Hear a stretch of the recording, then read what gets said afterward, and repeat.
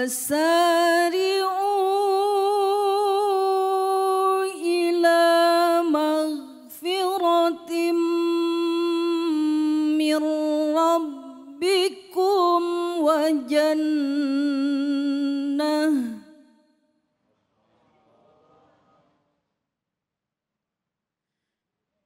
jannatin 'arduha as-samawatu wal ardu u'iddat lil muttaqin.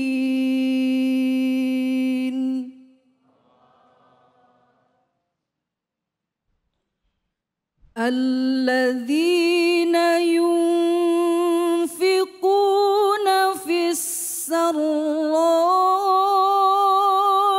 wad-dharra'i wal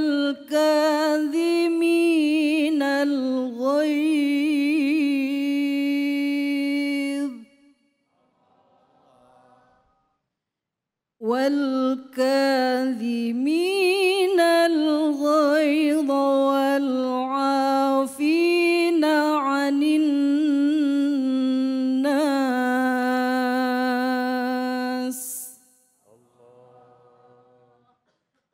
Wallahu yuhibbul muhsinin.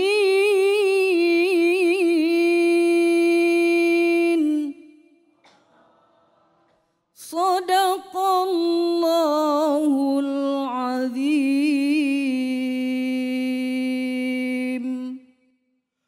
Maha benar Allah dengan segala firman-Nya, dan bersegeralah kamu kepada ampunan dari Tuhanmu dan kepada surga yang luasnya seluas langit dan bumi yang disediakan untuk orang-orang yang bertakwa, yaitu orang-orang yang menafkahkan hartanya baik di waktu luang maupun sempit, dan orang-orang yang menahan amarahnya dan memaafkan kesalahan orang. Allah menyukai orang-orang yang berbuat kebajikan. Quran Surat Al-Imran ayat 133 dan 134. Mudah-mudahan dengan kita mendengarkan barusan pembacaan ayat suci Al-Quran bisa menambah keimanan dan ketakwaan kita kepada Allah Subhanahu wa Ta'ala. Terlebih langsung saja kita dengarkan pemaparan dari guru kita, yaitu dari guru kita Al-Mukarram Ustadz Jailani atau Ustadz Ujai. Waktu dan tempat kami persilahkan. Sallu ala Nabi Muhammad. Assalamualaikum warahmatullahi wabarakatuh. Hamdan wa syukran lillah wassalatu wassalamu ala rasulillah wa ala alihi wa sahbihi wa man walah wa la hawla wa la quwata illa billah amma ba'd. Setelah puji dan syukur hanya untuk Allah, salawat dan salam untuk baginda kita Nabi besar Muhammad sallallahu alaihi wasallam beserta para keluarga, sahabat dan insya Allah untuk kita semua selaku umatnya. Mudah-mudahan dengan berkah selawat kepada Nabi, kita selaku umatnya khususnya yang hadir pada kesempatan kali ini, Allah mudahkan biar pergi haji dan umrah. Amin. Agar bisa ziarah ke makam Rasulullah. Amin. Dan di akhirat kelak mendapatkan syafaatnya. Amin ya rabbal alamin. Ibu-ibu, bapak-bapak, para pemirsa Cahaya Hati Indonesia iNews TV dimanapun Anda berada. Pada kesempatan kali ini kita akan membahas daripada tafsir surat Al-Imran ayat 133 dan 134. Yang bisa kita katakan bahwa ayat ini merupakan tema dari sekian banyak tema tentang takwa. Apa gerangan? Di mana di dalam ayat ini Allah Subhanahu wa Ta'ala kalau bisa kita simpulkan berbicara tentang 3 konsep ketakwaan. Assalamualaikum. Masih hidup? Masih. Tentang apa tadi, Bu? 3 konsep ketakwaan. Allah Subhanahu wa Ta'ala berfirman, faqala ta'ala wasari'u ila maghfiratin min rabbikum Wa jannatin 'arduhas samawati wal ardu u'iddat lil muttaqin.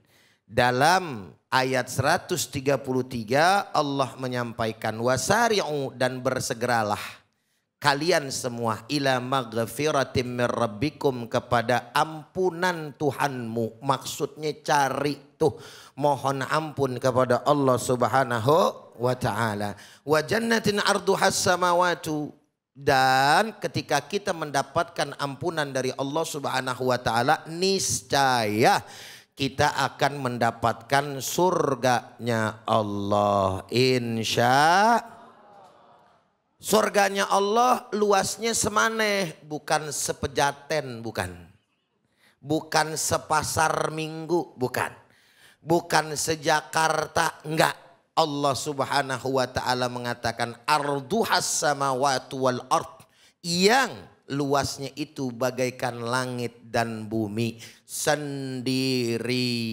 Assalamualaikum. Waalaikumsalam. Ibu-ibu sama bapak-bapak muter sepejaten aja capek, bener apa kagak itu? Segitu gedenya pejaten tuh, bener nggak?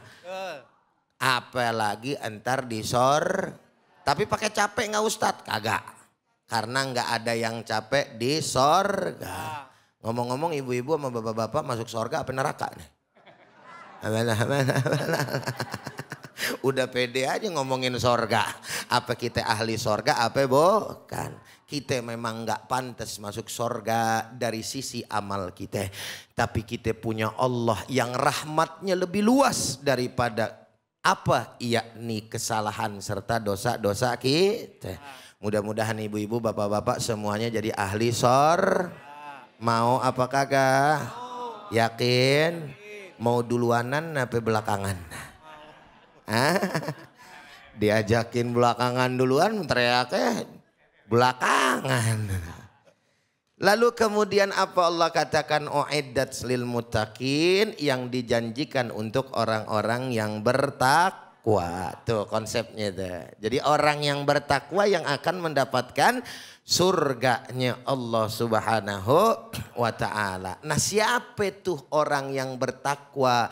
Dalam surat Al-Imran ayat 134 Allah taala menyambungkan kembali. Faqala ta'ala alladzina yunfiquna fis sarra'i wadh-dharra, yaitu orang-orang yang berinfak baik di waktu lapang maupun di waktu wal kadhiminal ghaidha, dan juga orang-orang yang menahan amarahnya. Tuh, buru-buru mengendalikan daripada amarahnya. Emang kagak gampang, emang rada susah, tapi itulah memang kelakuan orang-orang yang bertakwa. Lalu kemudian yang terakhir wal afina anin nas, dan orang-orang yang mampu memaafkan daripada manusia. Kalau tiga-tiganya ini udah dikerjain, udah dilakuin sama siapa? Sama manusia tadi, Allah cinta sama dia karena dia telah berbuat daripada kebajikan. Maka Allah akhiri daripada ayat ini, wallahu yuhibbul muhsinin. Sesungguhnya Allah Subhanahu wa taala cinta, suka sama orang-orang yang berbuat kebaikan. Assalamualaikum. Benar apa benar? Makanya ibu, bapak, yuk mari sama-sama kita berusaha semaksimal mungkin untuk kemudian apa? Melakukan daripada 3 konsep takwa tadi. Apa itu Ustadz? Ustadz ulangin. Yang pertama, berinfak dalam semua kondisi. Fisarra wa dharra, dalam keadaan sempit maupun lapang. Al-Imam Ibn Katsir di dalam tafsirnya menerangkan yang dimaksudkan berinfak dalam kondisi lapang maupun sempit, yaitu dalam keadaan sehat maupun dalam keadaan sakit, dalam keadaan lagi mau apot ataupun ati kagak mau, baik lagi ada duit ataupun orang pejaten ngerti banget sama urusan bokeh udah pokoknya. Jadi mau ada duit kagak ada duit, Paksain, emang lumpengan yang namanya urusan sedekah, urusan harta, ibadah nyangkut yang kayak model begitu tuh rada susah.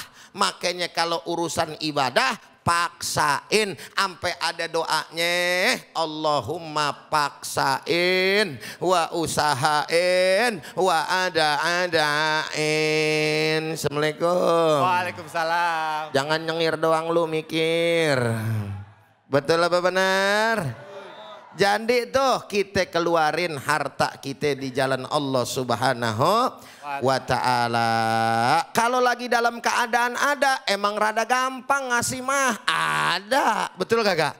Yang rada susah udah kagak ada, pakai ada orang minjem duit, itu dia yang rada susah. Betul apa benar? Dibutuhkan yang namanya apa? Sikap keyakinan yang teguh kepada Allah. Yang kedua yang singkat Ustadz sampein, nahan amarah ya, yaitu bagaimana caranya kita menahan amarah. Kalau menahan amarah udah bisa, baru selanjutnya terakhir yakni memaafkan. 3 konsep takwa ini kita bisa jalanin, insya Allah kita jadi ahli sorga. Amin ya rabbal alamin. Alhamdulillah, amin ya Allah ya rabbal alamin. Ini luas banget pemaparan keilmuannya beliau. Masya Allah, saya juga termasuk orang yang kagum. Kalau beliau sudah berbicara tuh Masya Allah, nyampe dapat dimengerti, dipahami dengan jelas. Insya Allah. Baik, selanjutnya kita coba buka pertanyaan. Saya pengen yang semangat. Siapa yang mau nanya? Ayo tangannya acungin mana? Wah, saya langsung ke sebelah sana aja. Silakan. Ya, tafadhol. Assalamualaikum warahmatullahi wabarakatuh. Waalaikumsalam warahmatullahi wabarakatuh. Dengan Ibu siapa? Dengan Ibu Ida. Dari Pejaten. Pertanyaannya. Bagaimana kita mengubah sikap marah kita menjadi kesabaran sebagai bentuk taat kita kepada Allah Subhanahu wa taala. Mohon penjelasannya Pak Ustadz. Terima kasih. Wassalamualaikum warahmatullahi wabarakatuh. Waalaikumsalam warahmatullahi wabarakatuh. Ibu siapa tadi, Bu? Ibu Ida. Iya, jadi langsung aja, kalau saya lama-lamain takutnya waktunya durasinya. Tafadhol, Guru. Jadi pertanyaannya apa tadi? Bagaimana kita menahan amarah sampai bisa menjadi ibadah. Naam. Kembali kepada persoalan, lagi-lagi saya sampaikan bahwa yang namanya marah itu fitrah, gitu. Akan ada pada setiap orang. Akan tetapi bagaimana arahan-arahan daripada agama ini bisa kita jalankan untuk memanage daripada rasa marah. Marah, lagi-lagi saya tekankan kembali, yang namanya marah itu bukan gak boleh sama sekali. Bener gak? Marah itu udah dari sononya emang. Udah wayahnya kalau orang kita bilang mah, betul kagak? Betul. Tapi menempatkan marah pada tempatnya bagaimana itu? Contoh nih, dalam berumah tangga umpamanya nih Pak. Bapak kalau misalkan menahan marah gara-gara bini kagak bikinin kopi pagi-pagi ame nasi uduk belum ngejedok depan mata, kan gitu ya. Jelas kagak? Terus bagaimana nih sikap bapak? Marah, wajar. Tapi bapak kemudian menahan amarah kepada istri itu lebih bagus. Cakep, apalagi mulut mesti dikontrol. Jangan seade-adenya membacot ya Pak ya. Assalamualaikum. Salam. Bagaimana sih lu jadi bini? Bego banget sih lu. Ya, umpamanya. Awas. Gue lagi lapar sarapan. Bagaimana kek modelnya, namanya bini. Lu kagak. Gue nyari yang namanya nasi uduk kagak ada. Gandas turi kagak nongol. Lu jadi bini bagaimana, gak diajarin sama mak lu apa? Gitu. Gak boleh, jangan. Jelas gak kira-kira? Assalamualaikum. Paham ya? Nah, menahan tuh, tapi ada marah yang diperbolehkan. Umpamanya bini biar kata cakep demplon. Wah, luar biasa dah bini kita nggak kayak orang lain bang. Tapi bini kita ngablak. Bini kita kagak pakai jilbab, nggak nutup aurat dan lain sebagainya. Sholat juga buruk-buruk. Terus kita pakai alasan. Ya bagaimana urusannya, kita mah sabar aja dah bang, jadi orang bang, bini kita begitu. Itu namanya mohon maaf, salah penempatan. Dalam kondisi kayak begitu boleh marah, marah malah justru harus.